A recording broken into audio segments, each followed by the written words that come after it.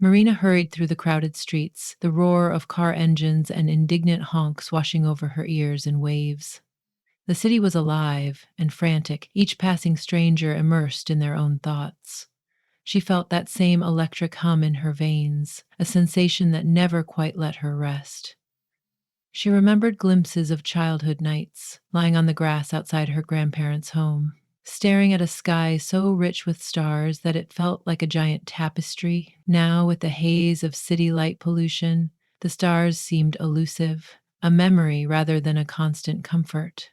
Every evening, when she looked up between the skyscrapers, she was more likely to spot a passing helicopter than a sparkling constellation. Still, she yearned for that sense of wonder, that wash of infinite possibility she felt as a child. A few weeks earlier, Marina had seen a flyer pinned to the local bulletin board. It showed an image of a telescope beneath a brilliant sky filled with shimmering dots. The invitation read, "Rooftop Planetarium, night join us for an evening of stargazing." The Planetary Society had set up a small, volunteer-run observatory on top of a renovated industrial building. Determined to rediscover that sense of boundless awe she had once taken for granted, Marina circled the date on her calendar, making a mental note that this might be the night to finally reclaim a piece of serenity in the city. When the evening arrived, she took an elevator to the building's top floor, feeling her stomach flip as they soared upward. It felt symbolic, that slow, mechanical ascent from the bustling streets into a quieter realm. As the elevator doors slid open, she noticed a single sign with an arrow labeling Planetarium. A metal spiral staircase led further upward, the final passage to the rooftop. Though the air conditioning in the hallway was crisp, she could feel her palms grow damp with excitement or perhaps nerves. It struck her that she might be the only one here who didn't know a single constellation by name. Nonetheless, she climbed, her heart pattering with anticipation. The rooftop was dimly lit by strings of fairy lights. The night sky, though partially masked by the brightness of the city below, still extended overhead. In the center was a polished telescope on a tripod, surrounded by a handful of curious visitors. The structure was half planetarium dome, half open-air deck. The dome covered only a portion of the space, leaving room to wander and gaze at the real sky beyond. The swirling patterns of stars overhead, faint as they were, offered a glimpse into the beyond that Marina had been missing. Near the telescope stood a man with tousled hair, wearing a casual sweater and jeans that were lightly dusted with chalky marks. He was offering instructions to a couple who seemed enthralled by whatever they were peering at. From the edges of the group, Marina stepped closer, trying to catch his words. "If you look carefully in the eyepiece, you'll see Jupiter," he was saying. There was a gentle, rapturous quality in his tone. "That bright spot with the faint stripes is Jupiter, and if the skies cooperate, you might catch a glimpse of 4 Galilean moons." Marina's curiosity ignited. She inched forward, waiting her turn at the telescope. Something in the way the man gestured, enthusiastic but humble, made her feel instantly at ease. He seemed to be sharing a personal discovery, not simply rattling off star facts. Eventually, it was her time to look. She paused, glancing at him. He held out a hand as if offering silent reassurance. "Don't worry," he said. "Take a quick look and let me know what you see." His smile was kind, and she thought the faint lines around his eyes made him seem more approachable. Marina leaned in. At first, everything was blurry shapes and darkness. Then, as her eyes adjusted, she made out the bright ball. Jupiter shone with a soft golden glow, and she could just discern faint bands across its surface. 4 pinpricks of light danced near the planet's edge. Its moons. She caught her breath, marveling that something so distant was suddenly right before her eyes. It felt like an invitation to step outside of her day-to-day worries. The hustle and bustle of the city sounded distant, muted, replaced by the image of light traveling millions of miles to reach her retinas. When she pulled away from the lens, the man nodded as though understanding her amazement. "Beautiful, isn't it?" he said. "I'm Leo, by the way. I help run these stargazing nights. She offered her own name, still slightly breathless from the viewport experience. Marina? She said. It's amazing. I've always looked up, but I've never really seen much of anything here. The city lights sort of block it all out. Unfortunately, that's the trade off. But every so often we get clarity. Even in this city, there's a piece of the cosmos waiting for us. Leah's voice carried both expertise and a genuine fascination. As more visitors arrived and took turns at the telescope, Marina wandered the perimeter of the rooftop to get a better sense of her surroundings. There were cozy seating areas where small groups chatted or sipped hot drinks. The distant skyline glimmered. She found herself imagining the thousands of lives in the windows below, people who might never think to lift their eyes beyond the top floor of a building. Yet here she was, among a handful of night sky devotees, each of them entranced by the infinite. She lingered, uncertain if she should leave once she had seen Jupiter, or if there might be more to discover. She decided to stay. After all, she had nobody waiting for her. Her office job required early mornings, true, but she felt that pressing weight of routine beginning to crack. Instead of letting it weigh her down, she moved to a corner of the rooftop, where a faint sky map was projected onto a curved blow-up screen. The digital chart showed constellations one by one, linking them in shimmering lines. Some members of the society were explaining how to find Orion's belt and the direction of the North Star. Marina tried to follow along, squinting at the horizon, but she struggled to see the connecting lines they described. Eventually, Leo finished guiding newcomers through the telescope and joined her. He stood beside her as she stared at the projected star map.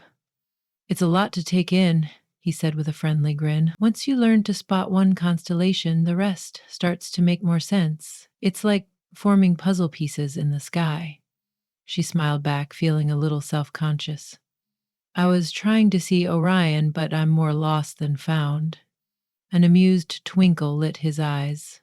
"The city lights definitely make stargazing harder, but there's a trick to it.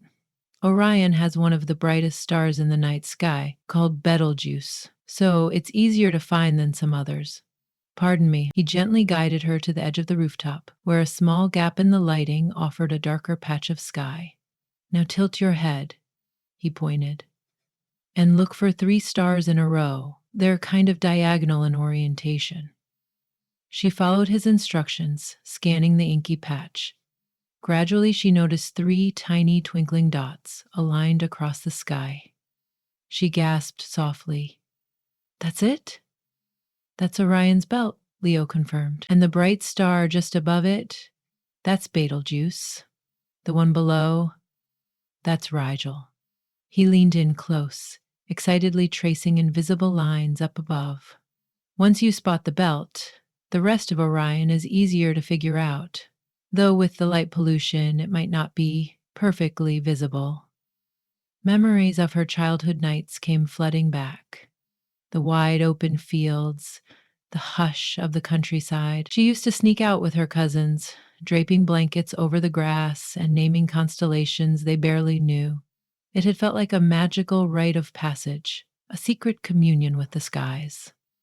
Now, standing on this rooftop with Leo, she yearned to connect with that simpler time again.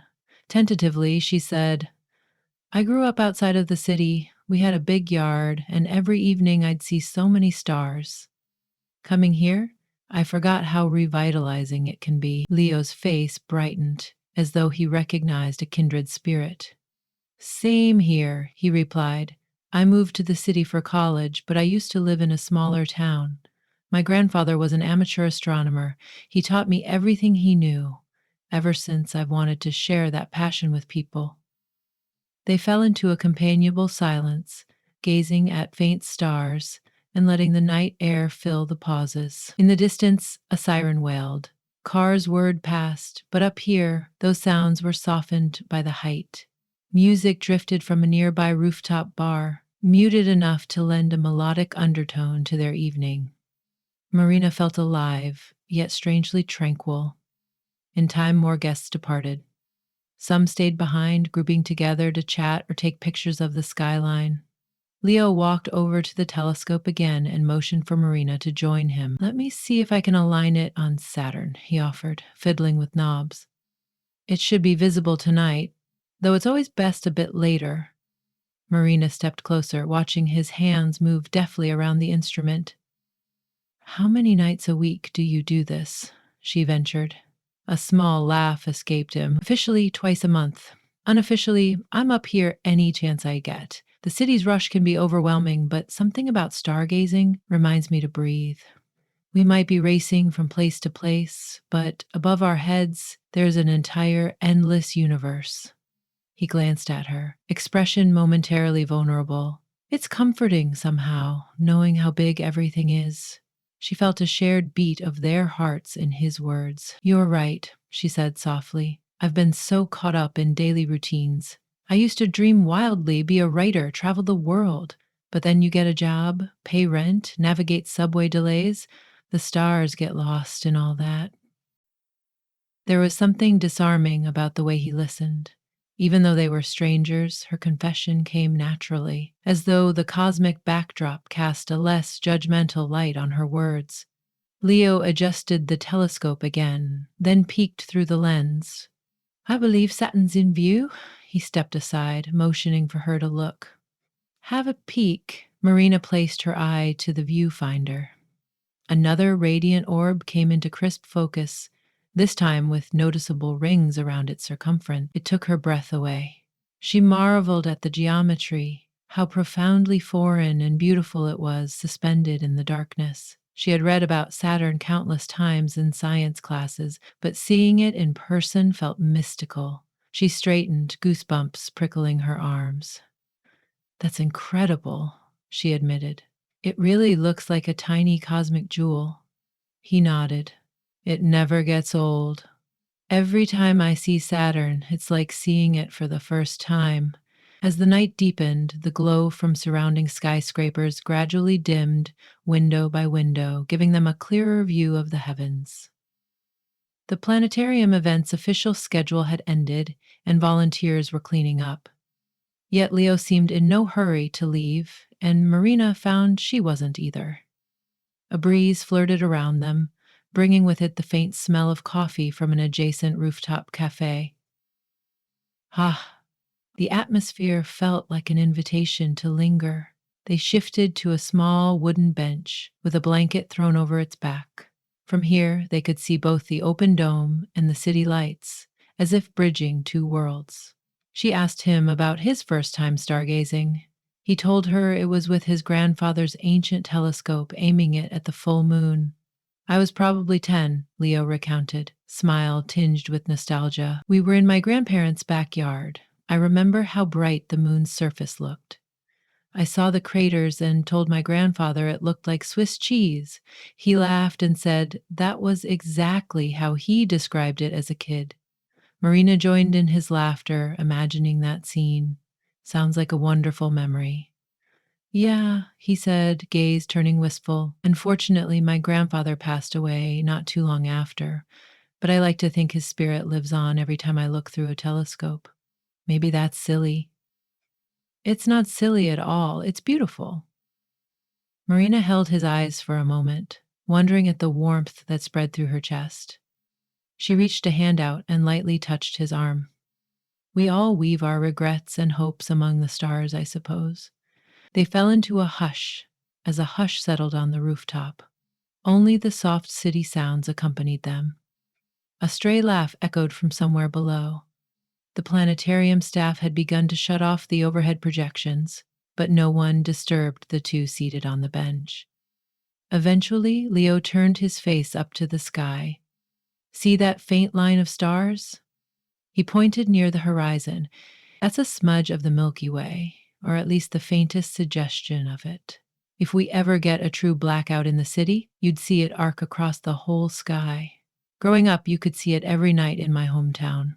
It's breathtaking. Marina nodded, feeling both a tinge of sadness and a surge of resolve. It must be. I wish I remembered it more clearly, but it's been years since I've been home. You could always take a trip. Meanwhile, these rooftop nights can be your escape. He paused, his voice growing softer. I'm really glad you came tonight, Marina. I don't usually get a chance to talk about astronomy this deeply with most visitors.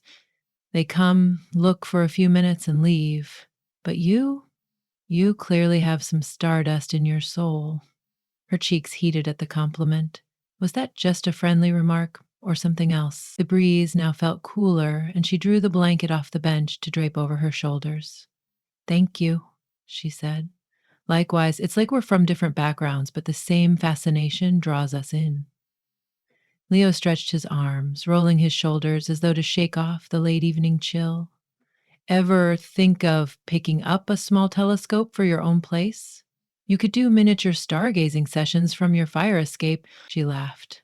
I can just imagine my neighbors' faces, seeing me wrestle with a telescope outside my window. But I'd love that, actually. I've forgotten how good it feels to just look up. Before they realized it, the hour had grown late. Some staff members gave a friendly wave, indicating they were locking the main access door soon. Leo and Marina stood, reluctant to leave.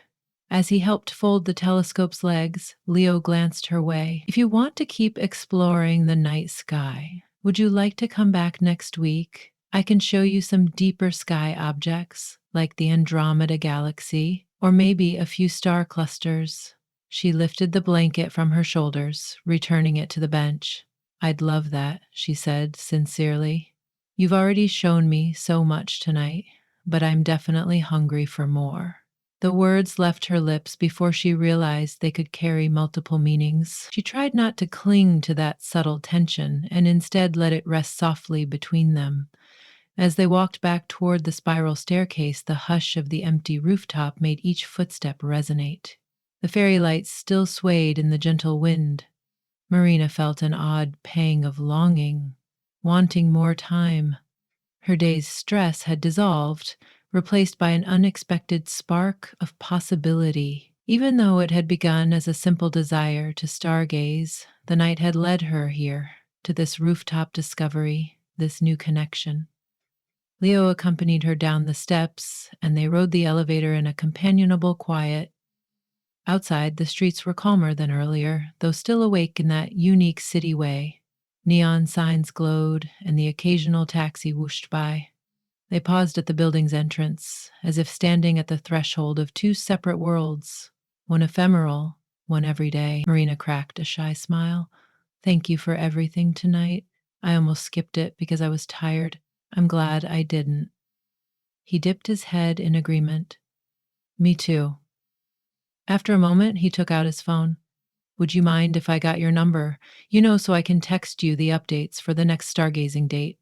And maybe we can grab coffee sometime and scheme about your new telescope purchase. His tone was jesting, but there was genuine hope in his eyes. She handed him her phone, giving him her number. As their fingers brushed against each other, warmth zipped through her. Text me anytime, she said lightly, but the words carried a deeper layer beneath. They shared a final smile before she started down the sidewalk toward the nearest subway station. She felt a persistent sense of buoyancy. Her heart was light, filled with promise for more nights exploring the cosmos, and perhaps more nights talking about life with Leah. The city's mania seemed more bearable suddenly. People would still surge and swirl in their day-to-day grind, but above them glimmered a constant reminder that something vast, something transcendent, united them. The following day at work, Marina's mind strayed from spreadsheets and emails to the memory of Saturn's rings and Jupiter's silvery stripes. She found herself staring out the office window at slivers of sky between buildings, feeling that the day had an extra spark, when a text from an unknown number popped onto her screen. Hey, Stardust Soul, it's Leo. She couldn't prevent the grin that flooded her face. Her coworkers might have guessed some exiting news from her reaction, but she merely played it off as a funny cat video she'd seen. Only the trill in her heart betrayed how much that message meant. Over the next week, they exchanged short texts about their days, her complaining about a broken printer, him joking about losing his favorite star map and having to rely on memory. They also made tentative plans to meet again. The Planetarium Society was hosting a special meteor shower watch next Saturday, a perfect chance to see if the city sky would grant them a glimpse of fleeting streaks of light. On the appointed evening, Marina arrived earlier than usual, wearing a jacket against the cool breeze. Leo was already on the rooftop, adjusting the telescope's position, his eyes scanning the sky with calm reverence. Fewer people had shown up this time, likely because meteor showers required patience and stamina to stand in the chill for hours, hoping for a momentary flash. Marina didn't mind. It felt more intimate. He waved her over. "I have a thermos of hot chocolate," he offered with a roguish grin. "Figured we might need the morale boost as we wait." She chuckled. "Smart thinking. I can't say no to hot chocolate." They settled side by side on blankets spread across the bench, sipping the sweet warmth. The city's pulse thumped below, but the rooftop was a sanctuary. She told him a funny anecdote from her day, about almost missing her stop on the subway while daydreaming about star clusters. He teased her gently, pointing out that it was a sign she was well on her way to becoming a true astronomy enthusiast. The banter flowed easily, charged with a gentle, growing closeness. As they gazed upward, the minutes and hours blended. After a while, the sky offered them a reward. A faint streak of silver darted across the darkness, gone as soon as it appeared. Marina gasped. "Oh, did you see that?" He nodded, exhaling a soft laugh. "A meteor, yes. They can be quick. Keep watching, there should be more." Soon another streak flashed by, slightly brighter. Each time, her pulse fluttered. It was enchanting to share that moment with Leo, two people in a vast metropolis, focusing on something ephemeral but dazzling. Their conversation dissolved into breathless exclamations whenever they spotted a meteor. Eventually, the cold sank deeper, and Leonardo draped half his jacket across her shoulders to fortify the blanket's warmth. She felt his presence through the borrowed jacket, so near that she could sense his heartbeat. Her own heart hammered in response, and she welcomed the tender tingle that spread through her. The hush stretched, filled by the distant hum of the city and the crackle of plastic cups. In this reverent quiet, he turned his head. "Marina," he said, voice hushed. "I'm really glad I've gotten to know you. Watching these meteors, it feels even more special having you here." Her cheeks warmed in the faint glow of the fairy lights. "I feel the same. I never expected a starry rooftop could bring me so much peace, or that I would meet someone who makes me feel so at home." Time passed slowly, or maybe it passed in an instant. A gentle desire pulled them closer, an unspoken understanding. His shoulder brushed hers, her hand found his. At first, it was the lightest of touches, but she squeezed gently, and he responded, interweaving their fingers. Another meteor flared overhead, painting a brilliant streak across the sky. She couldn't help feeling that the universe was giving them its blessing. They continued to watch as more meteors skimmed the firmament, each like a secret promise whispered from star to star.